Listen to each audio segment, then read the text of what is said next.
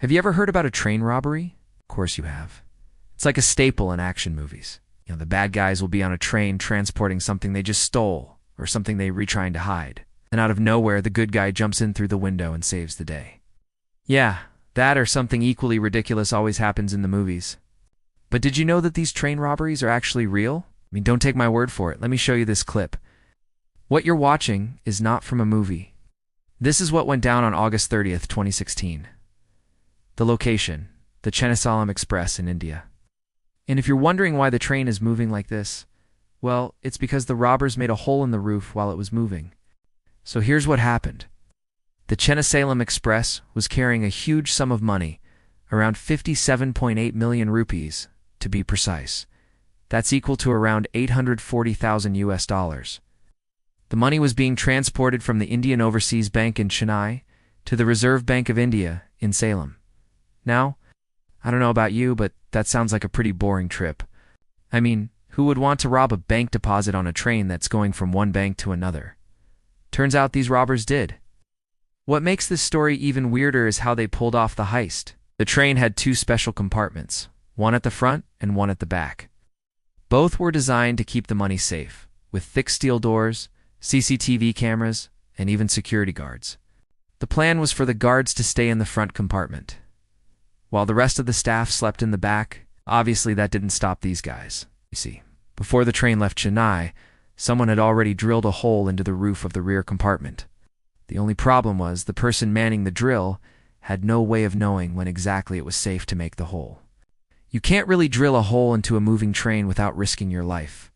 So instead, the person waited until the train reached a remote area between Jollarpet and Crore before making their move. It wasn't until the train had traveled 161 kilometers that the people inside realized what had happened. When the train finally arrived at its destination, the police found that the robbers had made off with 57.8 million rupees. To this day, nobody knows who was behind the heist. The train staff were questioned, but they all had alibis. Plus, there was no evidence to suggest that any of them were involved. This left the police with a few options. They could either investigate every single person on board the train or try to find whoever was behind this elaborate setup.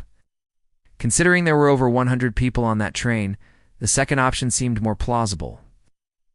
The police began checking CCTV footage from nearby towns, but it was all blurry and most of it was grainy.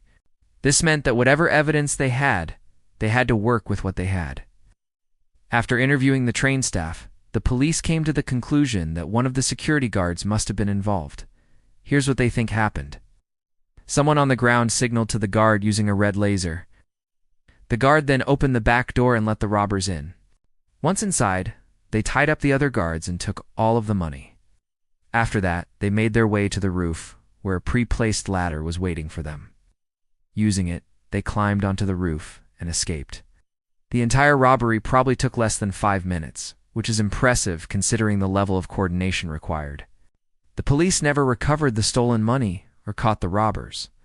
The case remains open to this day. I know what you're thinking. Why did the robbers bother drilling a hole in the roof when the back door was an option? Well, here's what we think. The back door could only be opened from the inside. If the robbers managed to tie up the guards and take the money to the back of the train, they wouldn't be able to get out unless they found another way. So to avoid any complications, they made a hole in the roof and made their escape. In the end, this isn't really an exciting story of a daring heist. It's just sad. It makes no sense to steal money that's being transported from one bank to another. Also, you don't mess with people's paychecks. Come on. Regardless, this is still one of the most unique train robberies in recent history. And maybe in another universe, the good guys do jump in through the window and save the day.